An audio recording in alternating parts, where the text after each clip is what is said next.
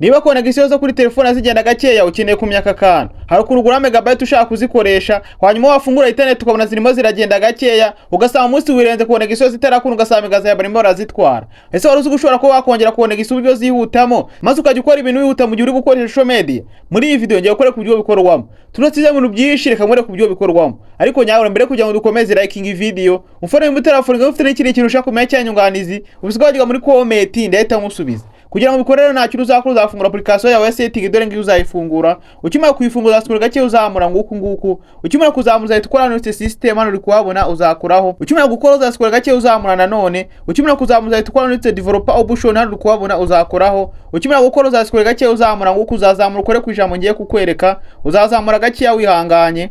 Ukimara kuzamuza tujya kuri table mess kunguku uzahita ubona no handitse network download data limit nkaha ngaho uzahita ukora nguku. Ukimara gukora uzasanga birangaho nta cyo uzahita ukora hanga handitse no limit hano uri kuhabona uzakoraho. Ukimara kubikora nguku network zo kuri telefone zazihuta cyane, maze byihute cyane mu gihe uri gukoresha social media, maze ibintu byawe bizajye byihuta cyane. Bigagise kuri telefone nibiramuka bikunze kuza muri comment umbwira niba byakunze, ikindi kandi niba dakunda kuri telefone uza kuza muri comment umbwira niba bitakunze, maze mwere kubundi buryo wabikoramo kuko ubikora muri bwishi cyane. Ikindi kandi ukeneye kwamaza wanyandikira tukabikurikirana, ikindi kandi bagirwa no kufollowinga.